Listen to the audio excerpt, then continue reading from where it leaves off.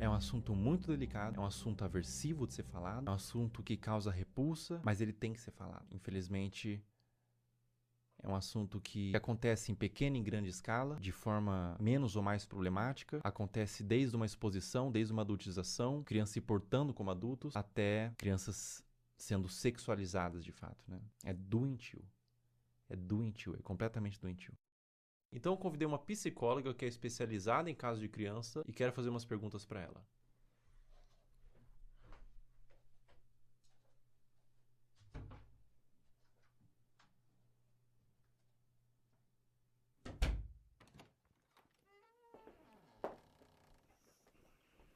Olá, Olá, tudo bom? tudo bem? Como a exposição nas redes sociais desde a infância pode afetar o desenvolvimento dessa criança?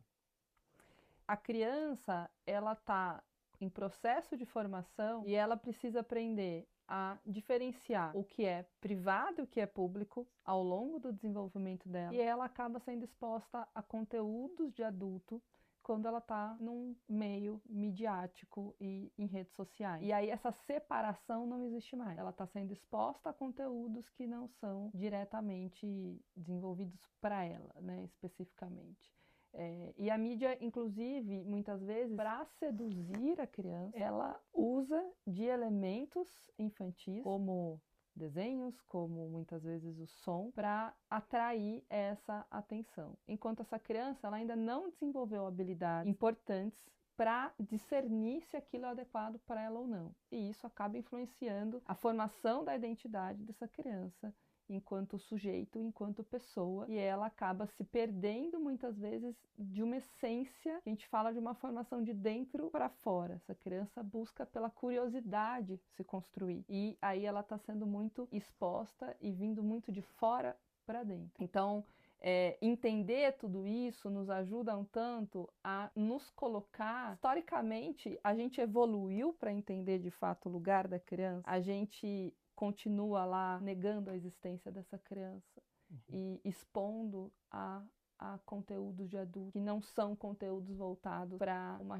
infância que seja respeitada. A partir de qual idade é recomendado que uma criança tenha acesso à internet? Até os 2 anos de idade é recomendado que ela não seja exposta à internet, a nada de tela em nenhum momento. A partir dos 2 até os 5 anos, que ela consuma 1 hora por dia, no máximo, com supervisão do adulto. E a partir dos 5 anos, isso aumenta para 2 horas, ainda com a supervisão do adulto. Essa pergunta é extremamente pertinente, né? Já vivi situações no trabalho de pais dizendo, mas a criança só come se eu coloco a tela. Adolescentes que, quando a gente vai escrevendo situações ansiogênicas, com uma preocupação excessiva, a hora que eu vou olhar, vamos olhar o consumo da internet diário, são 10 horas, são 13 horas por dia. Então, isso é uma exposição extremamente que não cuida da saúde deles. Eu tenho alguns vídeos aqui para te mostrar. Uhum. Nesse vídeo que eu vou te mostrar especificamente, ela tem os seus 15, 16 anos. Ela chama Camilinha. Quem produz o conteúdo é o Ítalo Santos. Uhum. Acreditando nisso, é isso que eu tô vendo? Né? É. A Camilinha, ela tem 16 anos, 15 anos nesses vídeos. Ela começou muito jovem, com 11 anos, então ela se desenvolveu naquele ambiente. Vê esse outro vídeo, por exemplo. Camila. Ei! Inclusive, ele faz shows onde ele apresenta a Camilinha. Nesse frame, ela tinha 15 anos.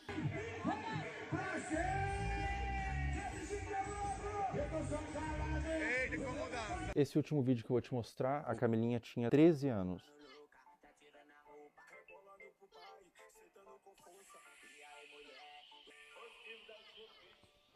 Vamos lá, acho que tem muita coisa aí, né? Tem claramente uma utilização da sexualidade para uma comunicação, né? E isso é um risco, uma falta de repertório, muitas vezes, que pode existir, de habilidade social mesmo. E os adolescentes aprenderem a se comunicar apenas através da sexualidade. Então, isso é um ponto muito relevante. É o rompimento, a ruptura, de fato, de um desenvolvimento que curso natural que deveria ser para as crianças e para os adolescentes. Então, essa maneira de explorar a imagem, explorar o corpo, explorar a sexualidade, ela vem de uma forma muito, muito brusca, que causa ruptura, sem dúvida nenhuma, com o processo natural de desenvolvimento, de respeito de uma criança, de um adolescente. É extremamente significativo, acho que aí também tem um conteúdo entre público e privado, e isso é extremamente problemático. E aí entra uma responsabilidade de saúde pública, uma responsabilidade midiática, uma responsabilidade parental, uma responsabilidade de adultos que estão em torno disso para proteger esses adolescentes e essas crianças.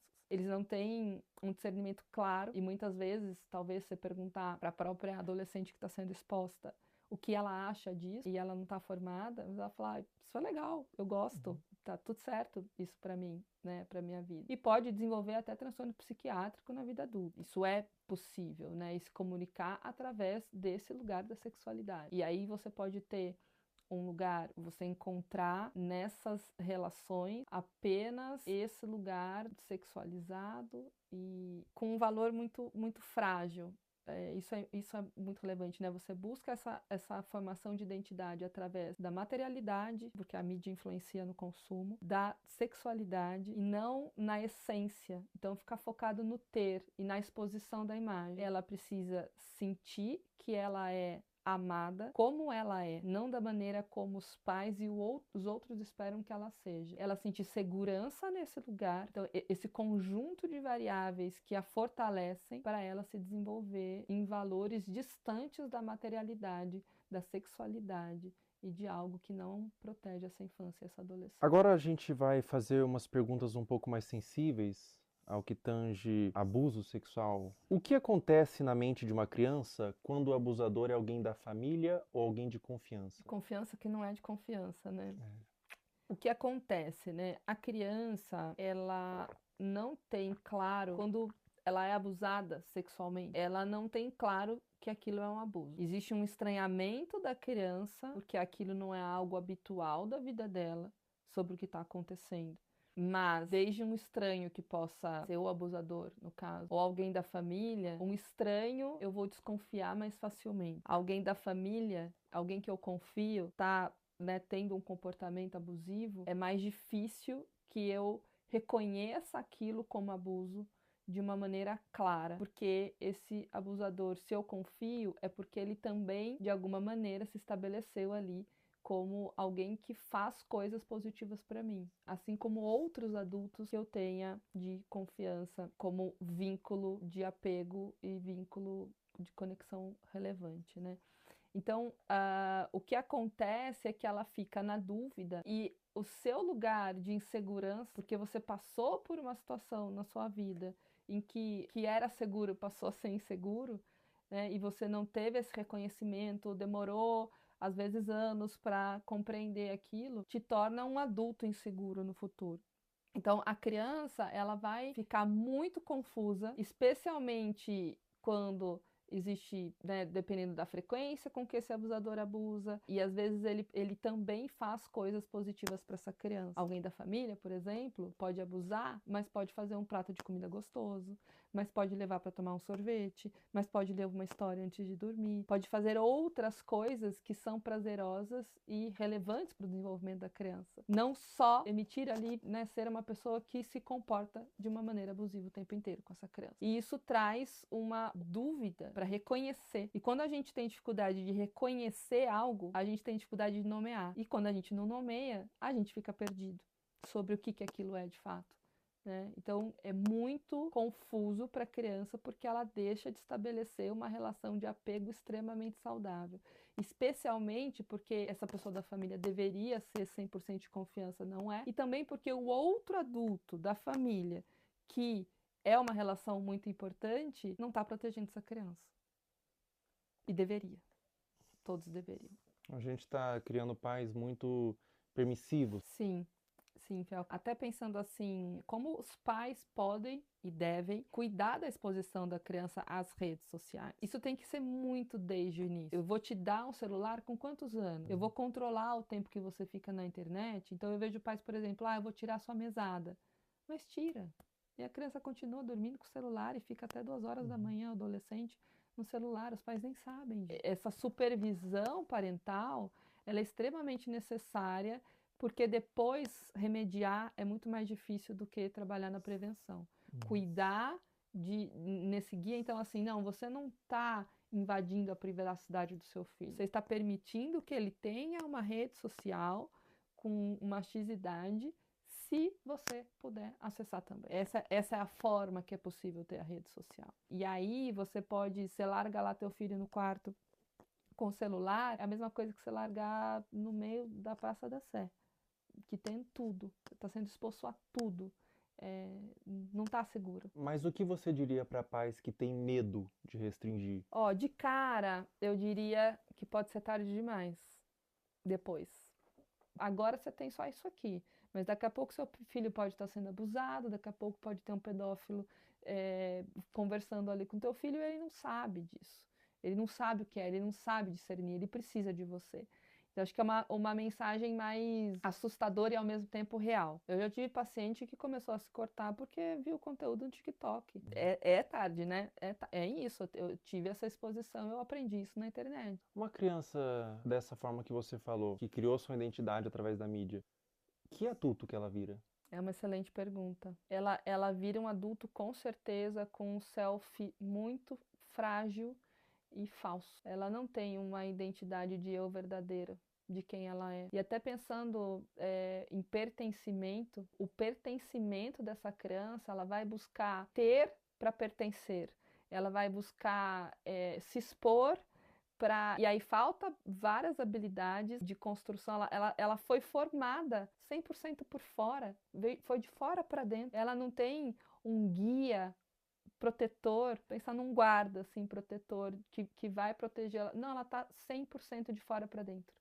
E criança pede limite. Não dá para a gente pensar que a criança vai, enquanto ela puder se expor, no sentido, não, eu vou querer a internet o máximo de tempo. Tem paciente que tem consciência que está 10, 12, 13 horas na internet, mas eu não consigo. Sozinho eu não consigo. Então, que forma que a gente vai buscar isso?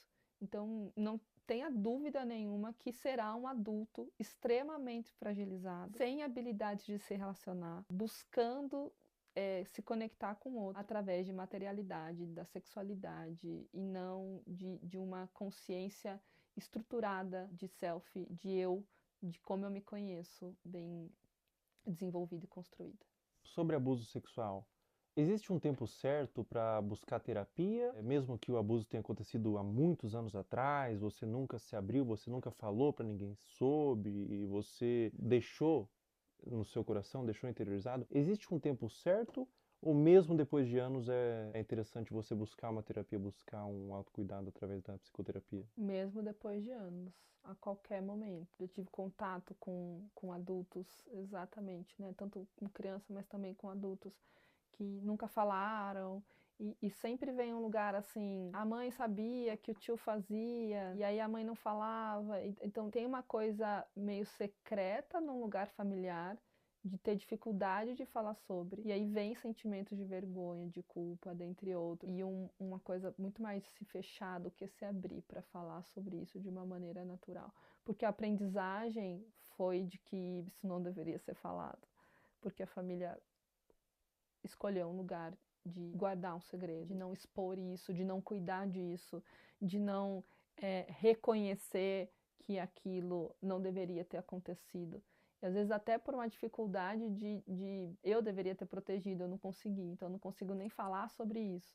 É complexo, mas a qualquer momento, sem dúvida nenhuma, uma criança que descobre que acontece, quanto antes ela iniciar uma psicoterapia, a chance dela ser um adulto saudável e que compreendeu esse processo e tudo mais, maior é. Então, não tem um tempo certo, quanto antes melhor, mas nunca vai ser tarde para buscar ajuda.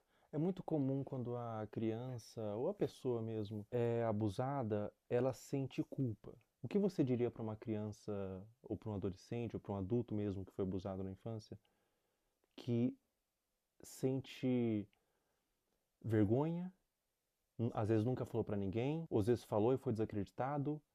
Qual recado ou qual conselho você daria para esse indivíduo? Eu acho que são dois movimentos, assim, né? É uma coisa de uma conexão, assim, de olho no olho. Tô aqui com você. A culpa não é tua. Não é sua culpa isso ter acontecido. Estar com.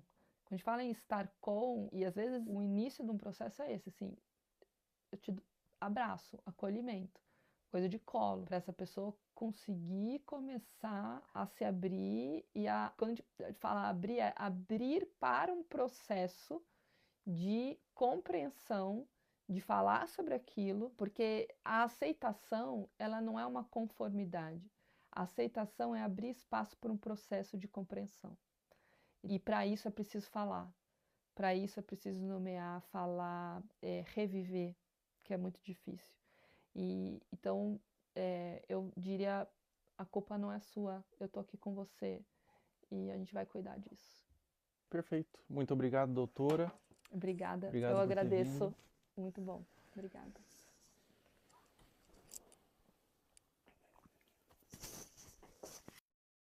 Pessoal, todo o material que vocês viram nesse vídeo que foi levantado, todas as pessoas, todos os perfis, todos os comentários, eu fiz uma denúncia formal. Está aparecendo aí o boletim de ocorrência, tudo já está à ciência da polícia e recomendo que todos vocês façam isso. Quando verem algo dessa natureza na internet, exponham, mas também denunciem nos órgãos competentes. A internet deve ser um lugar de medo para esses pedófilos. Toda a monetização desse vídeo vai ser doado para instituições que ajudam crianças vítimas de abuso. Na descrição abaixo desse vídeo, eu disponibilizei várias instituições que vocês podem doar. Qualquer quantia é válida. Diz que sempre a denunciar de forma gratuita e anônima 24 horas. Até a próxima. Pessoal, enquanto eu fazia esse vídeo, foi iniciada uma investigação contra Ítalo Santos nas promotorias de João Pessoa e Baia para apurar possíveis explorações de menores e violação do Estatuto da Criança e do Adolescente. Também foi instaurado um inquérito policial e o Ministério Público do Trabalho da 13ª Região. Além disso, o Ministério Público removeu as redes sociais de Camininha. Se você tentar entrar nas redes sociais hoje, pelo menos enquanto estou gravando esse vídeo, aparece uma mensagem removida por decisão do Ministério Público. Um acerto para os órgãos responsáveis. Com 18 anos ela volta, com 19 anos ela entende, com 20 anos ela se arrepende. Pessoal, depois da gravação do último trecho, a Caroline Dreher deixou de morar com a mãe e foi morar com a avó. O caso ainda está sob investigação do Conselho Tutelar e há ofícios enviados ao Ministério Público para apuração. A investigação até o momento dessa gravação continua em aberto, com aparentemente mais pessoas da família envolvidas no caso. Mas não tem sido feito muita coisa. Agora, eu não consigo imaginar o dano mental que essa adolescente está passando.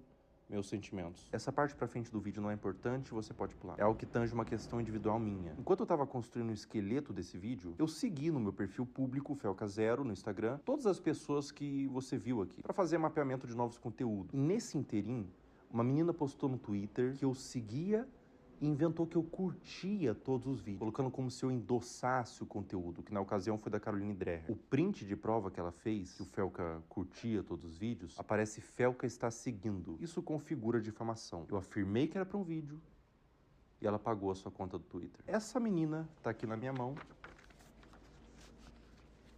Ela foi processada e o Twitter já quebrou o sigilo. O perfil do Twitter virou nome e CPF, nesse caso uma menor de idade. Mais de 200 pessoas foram processadas por acusação de mesmo teor. E é a primeira vez que eu processo acusação contra minha pessoa na internet. A motivação foram duas. O primeiro é que eu me envolvo de forma emocional com o tema. Eu conheço pessoalmente pessoas que foram vítimas de abuso sexual e eu tenho completo asco por esse crime. Na minha concepção, é um dos crimes mais hediondos que existem. E a segunda motivação é que a única pessoa que ganha quando a palavra pedofilia é vulgarizada é o próprio pedófilo. Afinal, se todas as ovelhas são como lobos, os verdadeiros lobos se infiltram no rebanho. Todo o valor que eu ganhar dos processos vão ser doados para instituições de caridade, eu não quero ganhar dinheiro com isso. E se você que está assistindo esse vídeo foi um dos processados, você tem a opção de doar R$250 para uma das instituições aqui embaixo e enviar no e-mail do final da descrição o comprovante. Com pedir desculpas na rede social que você acusou, que eu vou remover o processo. Em breve,